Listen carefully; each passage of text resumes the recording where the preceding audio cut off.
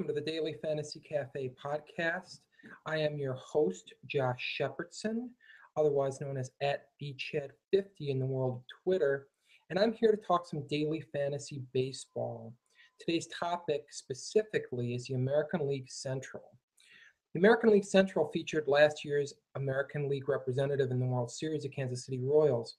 And this year, according to Pinnacle Sports, the high watermark for projected wins in the division goes to the Tigers at 84.5. Checking in behind them is the Indians at 82.5 wins, the White Sox at 81.5, the Royals at 80.5, and the Twins at 70.5. So this division's not projected to be as tightly clustered as the American League East that I featured yesterday, but you're talking about four teams that project to be at or above 500. And there's talent in the division. Looking at the ballparks now, we got Comerica Park where the Tigers play. It's a plus for right-handed batters. You're looking at a ballpark that enhances doubles and triples, home runs, and runs to those right-handed batters. So when there's a game played at Comerica Park, you're going to want to load up on your right-handed batters, especially if they're facing a left-handed pitcher and there's a sizable platoon split to be exploited. But right-handed batters are going to get a boost there. That's really the notable takeaway from the park factors there, according to Stat Corner. Moving on to Kauffman Stadium, the ballpark where the Royals play in Kansas City, that's a ballpark that reduces home runs. So if you got a fly ball pitcher, it's not the worst ballpark to go and trot them out. You're going to have some more balls stay in the park. But beware, even though it suppresses home runs, it does enhance runs ever so slightly to right-handed batters and left-handed batters. So it's not as if it's a great pitcher's park, but it is good if you're looking to start a fly ball pitcher and concerned that maybe the ball's going to get knocked out of the yard. No, it's going to be a little bit more difficult to do that at Kauffman. In Cleveland, Progressive Field enhances home runs, but unlike Kauffman Field, it actually depresses runs to right-handed and left-handed batters. So this is the exact opposite scenario. If you're a fly ball pitcher, it's nice that the ballpark suppresses runs, but buyer beware if you're going to use a starter there. The home run hitting is amplified a bit, and you do run the risk of some of the batters running into a few pitches and sending them into the seats. So if you're a fly ball hitter, good ballpark. Fly ball pitcher, not necessarily the best. Ground ball pitchers are a good play at Progressive Field, though, with the run suppression and the fact that they won't have the pitfalls of the home run issues. U.S. Cellular Field is home to the White Sox, and it is a great ballpark for hitting home runs in.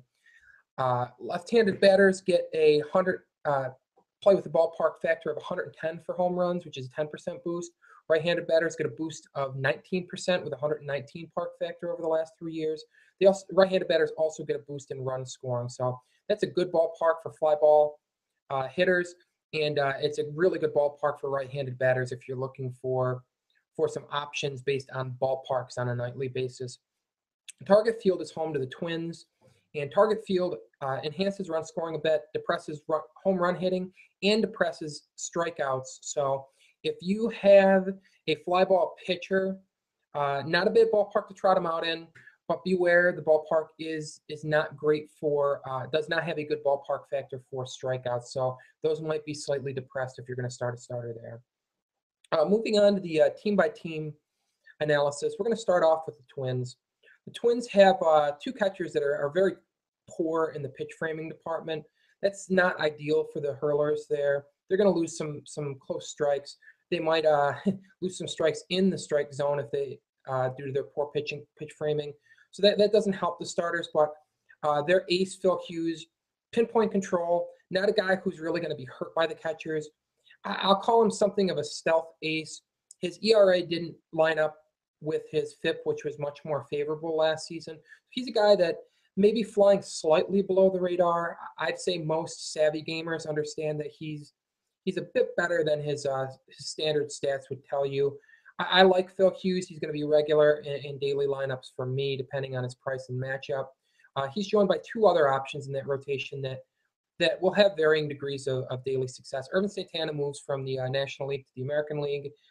He can miss some bats, so he's got some daily value. Kyle Gibson's kind of a sleeper in this rotation. Looking at his pitch-by-pitch metrics, I'm a fan. He's got a nice slider that can pile up some punch-outs. Not a big strikeout pitcher. I do think if he breaks out this season, it's going to look something like what Dallas Keuchel did last year with the Houston Astros, kind of the right-handed version, big ground ball rate, can go to the slider when he needs some punch-outs. The key for him is going to be striking out some more left-handed batters this year, but I am definitely a Kyle Gibson fan. Lineup is not overwhelming, but it does have some bright spots. For a team that projects to win between 70 and 71 games, there are some pieces here. Danny Santana kicks things off. He's a shortstop, so you've got the position scarcity working in his favor. I do expect some regression from last year's numbers, but he should be an above-average hitter at the position. Brian Dozier is double play in the infield. As a big volume guy, big on punishing left-handed pitching, offers some power, offers some stolen base ability, also walks at a high rate. So in a game where it's normal for hitters to fail, his high walk rate produces some static projection as opposed to some of your batting average only on base guys. So Dozier looks like a decent play in cash games and GPPs, especially when he's facing a left-handed pitcher. You got Torrey Hunter hitting cleanup. He's going to get a boost based on his lineup spot. He's also going to be probably in the middle of the pack price-wise in the outfield. So he's a guy that will be cost-effective to use, so you can save some money to spend on some of the scarcer positions, depending on the matchup. Basically, he's a good play against some bad pitchers and some favorable ballparks. Trevor Plouffe is kind of a specialist. He's going to be playing third base for the Twins, and he hits left-handed pitching hard. So when there's a southpaw on the hill, you're going to want to take a look at Trevor Plouffe's price and see if he's worth rostering. A couple upside plays here. Oswaldo Arcia, power-hitting outfielder, can really put a charge into the ball. Good GPP play. Strikes out a bit too much. But if he takes some advancements forward, maybe could slip into the cash game consideration. But right now, good GPP play based on the power. Kenny's Vargas came up, skipped from Double-A to the bigs last year. BABIP inflated average. But as he settles in, I'd expect him to get a little bit more patient. Maybe offset some of the regression that's likely by just performing at a higher level. So Vargas is probably going to be first base eligible in most leagues. He was a DH last season. He did play a little bit of first base, or at least has played there. So he's going to have a home somewhere. Vargas will be slotted at first base. He's a big guy. He's got some pop. But make him prove it a little bit early this season. He's probably going to be slightly overpriced based on how well he performed last year due to his high BABIP. Next up in the division, we're going to look at the White Sox. The rotation is fronted by two studs. Chris Sale, who is one of the best daily baseball options. He's going to cost a lot, but if you're looking for a pitcher to carry you, especially at a site like DraftKings that rewards strikeouts heavily, Sale's your guy. He's going to cost a lot, but spend it. Shark, Jeff Samardzija joins him by an offseason trade. He's, I won't say the right-handed version of Sale because he doesn't punch out as many batters, but he's the right-handed, 1A here. He's definitely not Sale, but he is pretty darn close to that frontline starter. He's very good. He can miss bats. He can keep the ball on the ground. Walk rate's fairly good, and the stuff's there. So I believe in Shark. Do beware of the ballpark on occasion. If he is facing a homer-happy lineup, maybe you don't want to trot him out there because of the home run park factor, but his ground ball rate should be enough to quell some concerns about using him there. You've got Carlos Quintana as the third member of the rotation. Better numbers last year on the surface than one might expect.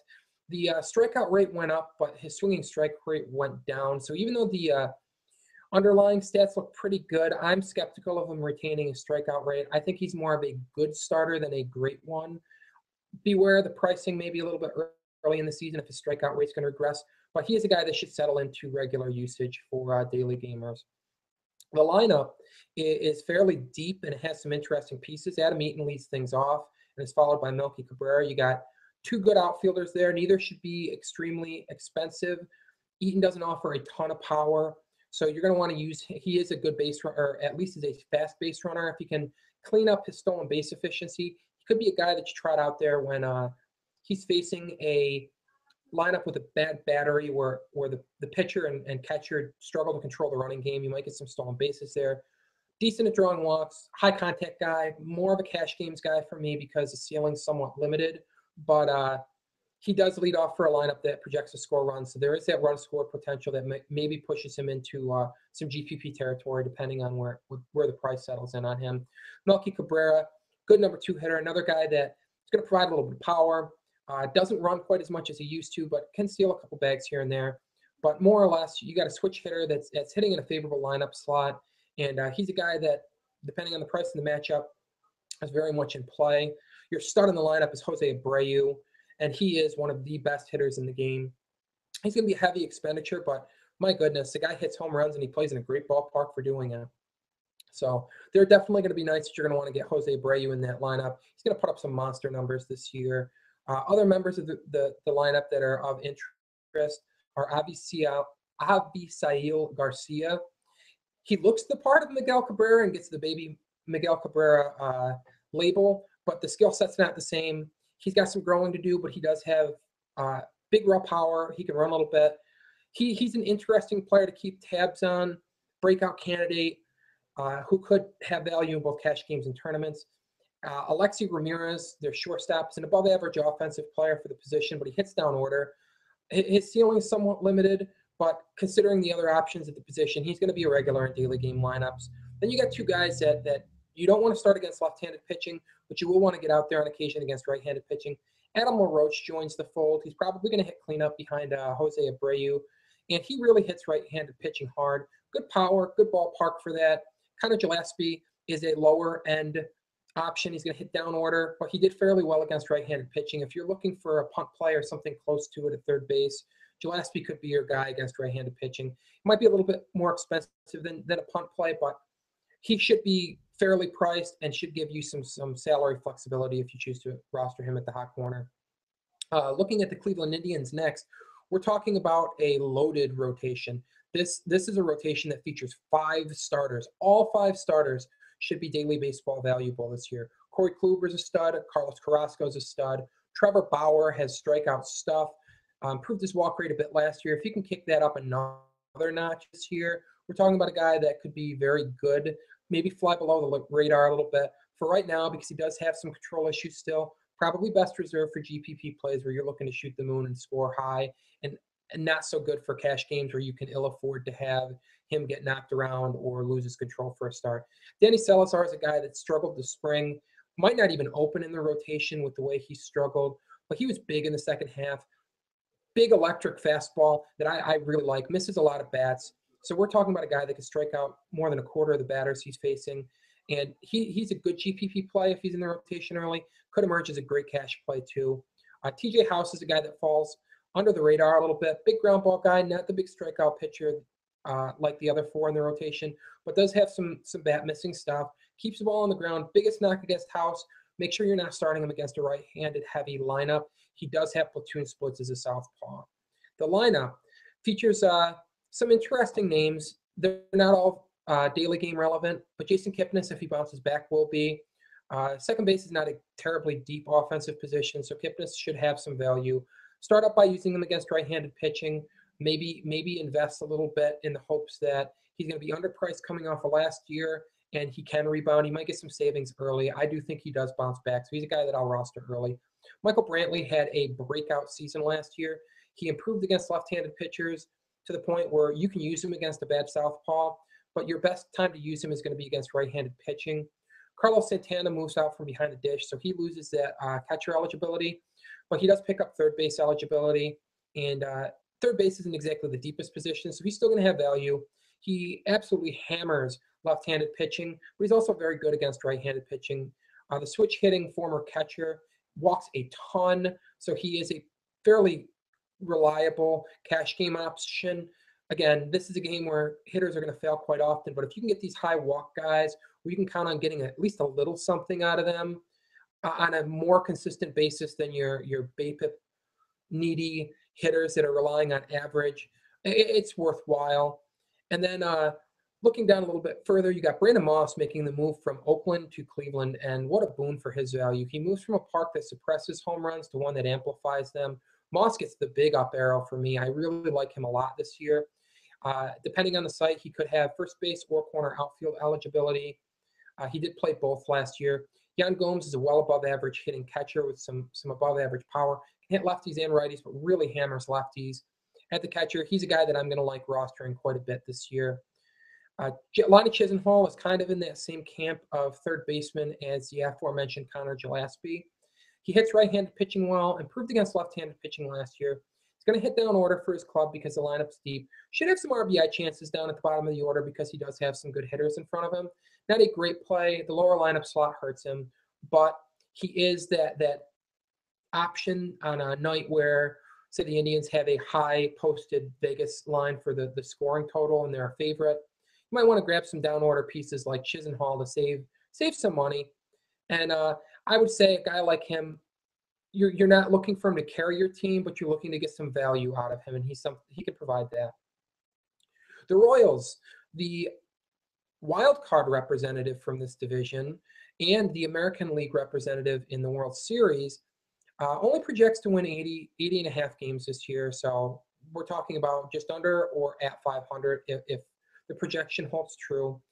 They lost their ace this offseason. James Shields ended up signing with the San Diego Padres, and that hurts their rotation. Yordano Ventura is really the only name that is usable on both DraftKings and FanDuel because he punches out some batters.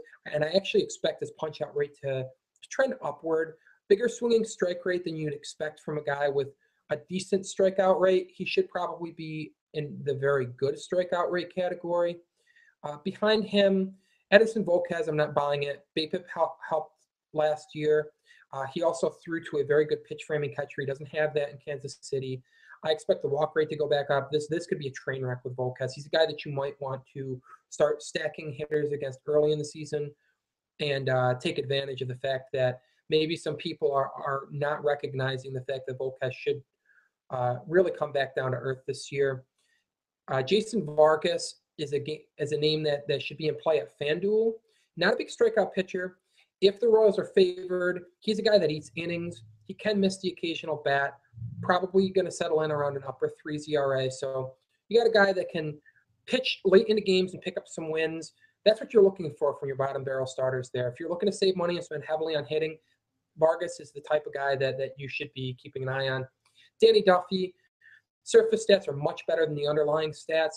I expect some regression this year, but he does have a live arm, so there is some upside there. Jeremy Guthrie, trash. You want to stack against him. Get your left-handed batters in there when he's on the hill. He could potentially eventually fall out of the rotation. Volquez really are going to have to pitch well to stay in the rotation. The club added Chris Young in the offseason. Not a pitcher I love. He's kind of a weird guy because his ERA usually bests his ERA estimators based in large part on a high infield fly ball rate. So he's kind of a weird guy. Not a guy I'm going to be using even if he moves into the rotation, but a guy I might stack some left-handed batters against. Eventually this season, we should see Chris Medellin return from his second Tommy John surgery. The fact that it's his second Tommy John surgery makes it really hard to project what he can be when he gets back. But this wasn't a guy that was throwing super hard. He got by on location and a really good changeup. So there's a chance for him to emerge this summer as a usable arm, but you're going to want to monitor his health, and you're going to want to see a couple starts before just trotting him out there. The lineup lacks star power, but they do have a bounce-back candidate in Alex Rios, likely to possibly to lead off. Really hits left-handed pitching hard. So he's a guy that you're going to want to use against lefties, not so much against righties. I do expect a bounce back from him this year. He should run in Ned Yost, on Ned Yost's team. Ned Yost is happy to give these guys the green light. So some stolen bases will help some scoring in daily games. He really needs power to rebound if he's going to have more than middling value this year, but I think it can happen. He's come back from the abyss before, and I think he's got that in him. He is a little bit older now, so it's possible that he won't bounce back, but I'm holding out hope that he does, and I think he will.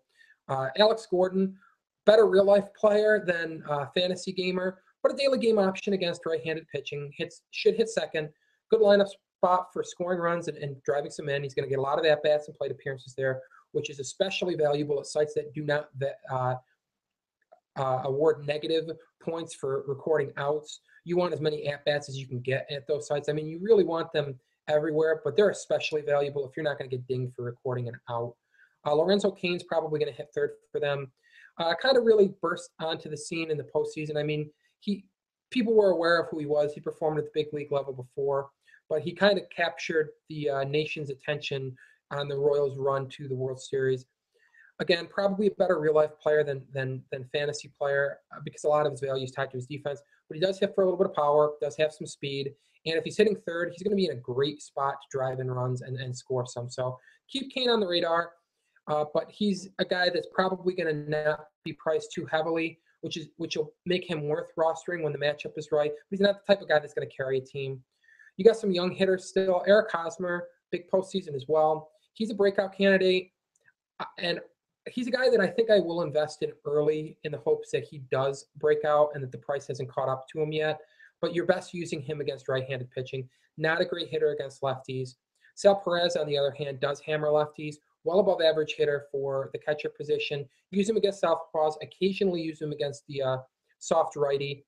Mike Moustakas, again, another hyped prospect. Hasn't really delivered at the big league level. Did show off his power in the postseason. Not going to ever really be a high batting average guy, but he does make a fair amount of contact. So he puts the ball in play, which is a start. And he does have well above average power. Kind of a GPP option for right now if you're going to chase some homers. Going to probably hit down order. So the run production upside is somewhat limited, but he does have a chance to move up the order if he really does hit for power. I like him at third base if you're looking to save a little bit of money and roll the dice in GPPs. Alcides Escobar at shortstop. He's going to have value one way or the other because shortstop stinks, and he's probably going to be priced fairly. His value gets a huge shot in the arm, though, if he does hit leadoff for the club. The problem is I expect Alex Rios to hit leadoff for the club. They spent for him. I can't imagine that they're not going to try and get Rios as many at-bats as possible. But if Ned goes to old reliable Alcides Escobar, who hit down order most of last year but has spent some time in the leadoff spot, then Escobar gets a huge up arrow in the stock department. Rounding out the division is the division winners last year. As I said, the Royals won as the wild card. The Tigers won the division. This team is stacked. They have a solid rotation headlined by an ace in David Price. They have a oft-injured, sort of not quite ace in Anibal Sanchez, who's a daily game consideration. Put his 2013 strikeout numbers out of your mind. They are, I don't want to say an aberration. He does have some bat missing stuff, but they definitely stand out as fluky when you compare it to the rest of his career. But he does pound the strike zone, and he is a solid starter, and he's backed by a good offense. So Sanchez is a guy that I'm going to use on FanDuel and DraftKings. Justin Verlander is kind of the wild card here. He was healthy enough to pitch last season, but he also had core muscle surgery, and discussed this offseason how he struggled to warm up, struggled with range of motion. And if he's able to get some ticks back on his fastball, he says he feels good this spring. Monitor him. I mean, this was a guy that was an ace. I don't expect him to get back to American League Cy Young form, but he could be a very useful daily game option if he turns it around and shows off extreme up velocity early in the season, and the pricing doesn't catch up right away. So keep Verlander in mind. Alfredo Simon comes from the Reds via trade, and he's a guy that you don't want to use in daily games. He collapsed on the second half. The ERA estimators aren't a huge fan of his work last year. He really outperformed those. I'm not buying Simon. You might want to use some hitters against him, but do not use Simon. Shane Green's interesting. Notable platoon split, struggles with left-handed batters, so you're not going to want to use him against a lefty-heavy lineup. But if he faces a righty-heavy lineup, he can miss bats, and he could be a sneaky daily game option. The lineup is where things get really exciting. You got Ian Kinsler leading things off, most likely at least against right-handed pitching. Might drop to the two-hole against lefties if the club opts to move Rajai Davis up to the leadoff spot, something they did with some regularity last year.